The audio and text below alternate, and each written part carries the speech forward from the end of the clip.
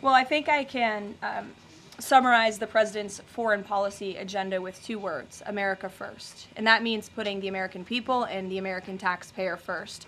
And that's why the president is moving as quickly as he possibly can and working overtime to end these conflicts in both Israel and Gaza, and also the Russia-Ukraine war. As you all know, the president will be speaking with Putin at 10 o'clock. He plans to call President Zelensky when that call concludes. I spoke to the president about that call at 10 o'clock. I don't want to get ahead of those very important conversations, but of course you will hear directly from the president or me after those calls conclude today, so you can expect that.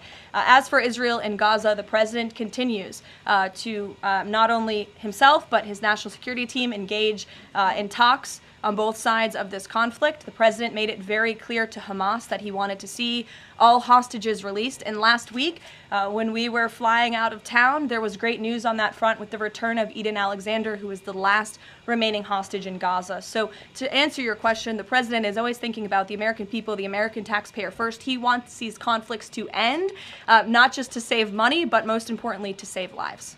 The president set a 2-week deadline for Ukraine and Russia to negotiate a deal. That time is now up. Does the president intend to set a new deadline on this call with President Putin? And how much longer is he willing to give these talks? Yeah, I don't want to get ahead of the specifics of the conversation the president will be having with President Putin in less than an hour this morning. But he has made clear throughout the entirety of this conflict, since he inherited it from Joe Biden. Don't forget, this is a war that began because of the previous administration's incompetence and weakness, and President Trump is working very hard to fix it. He has made it clear to both sides that he wants to see a peaceful resolution and a ceasefire as soon as possible. But as for specifics on a timeline, I won't get ahead of the president. And just on the goals for this call in particular, is the goal to get Putin to agree to a ceasefire? Is the goal to lead to some sort of in-person negotiations with Putin and the president? Well, I think, again, we'll see how the call goes, and the president has made it clear his goal is to see a ceasefire and to see this conflict come to an end. And he's grown weary and frustrated with both sides of the conflict. The president and his team have put an enormous amount of effort in solving this very complicated war that, again, began because of the last administration's weakness. Does he still want to meet Putin personally? I think the president would certainly be open to that, but let's see how this call goes today. What's the status of the secondary sanctions package? The president's been talking about that. You haven't imposed them yet, but is that still on the table? I think everything's on the table, yes. And again, I won't get ahead of the president in any commitments or decisions, but certainly it's something he's been looking at and discussing. And I want to ask you one more thing, if I could. On your Middle East trip, the United Arab Emirates is getting some of the most advanced AI chips, and there's agreements there. The UAE is the newest member of BRICS. Is there a concern from the president that those chips and the technology will pass through to China, India, Russia, and Iran?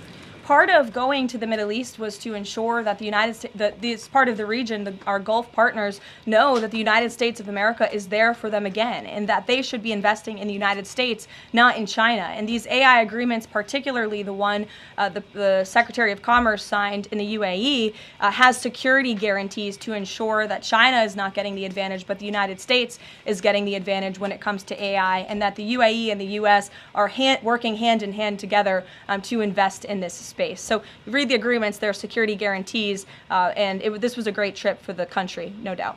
Go ahead. Thanks, Karoline. Prime Minister Netanyahu of Israel has said today that Israel will take control of all of Gaza. Is that a goal that President Trump is comfortable with, or that he supports? I'll have to talk to the president about those comments as they just came, I believe, from the prime minister this morning, and I'll let him speak on that. The president has made it very clear he wants to see this conflict in the region end. He wants all hostages to be released. He was pleased that Eden Alexander was returned home safely to his loving family. The president spoke with Eden directly while we were traveling to the Middle East last week. As for the prime minister's comments, I'll let the president himself respond to those. Putin ghosted everybody at these peace talks last week. As President Trump phones him today to try to figure out an end to the Ukraine war, does he think that Putin is the good guy or the bad guy? I'll let the president speak on that conversation later. He's made his feelings about both sides of this war quite clear throughout it. He wants to see it end. And the last one, what does President Trump mean when he says that Taylor Swift is no longer hot? Look, he is speaking about Taylor Swift's political views and how perhaps it has impacted the support of the American public for her work, and I will leave it at that. President Vance's meeting with Zelensky. Can you share any more information on that? My understanding was it was a good meeting, a productive meeting, and we're grateful that the Vice President did it and that he also went to the Pope's first Mass in Rome. I also have an update on that. The Vice President passed along a letter to the Pope from the President and from the First Lady extending their warm wishes and inviting them to the White House as soon as they possibly can come. Michelle. On Iran, Steve Witkoff said yesterday that continued enrichment is a red line for the U.S. The Iranian foreign minister says that's going to continue no matter what.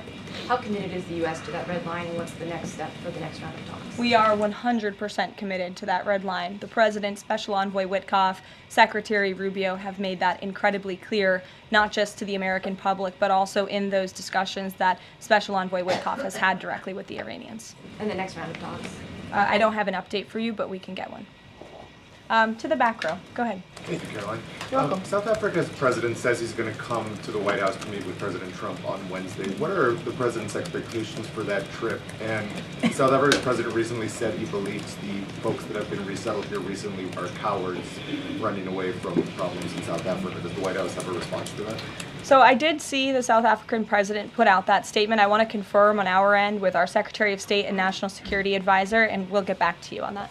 Any updates on Greenland? Will the president be making any trips, and do we have any details you can share with us? I don't have any future foreign trips to read out for you. We just returned home from one. But the president maintains the reasoning for Greenland's strategic purposes in the Arctic, and he continues to remain committed to the idea of obtaining Greenland in whatever means we can to advance our national security interests in the region.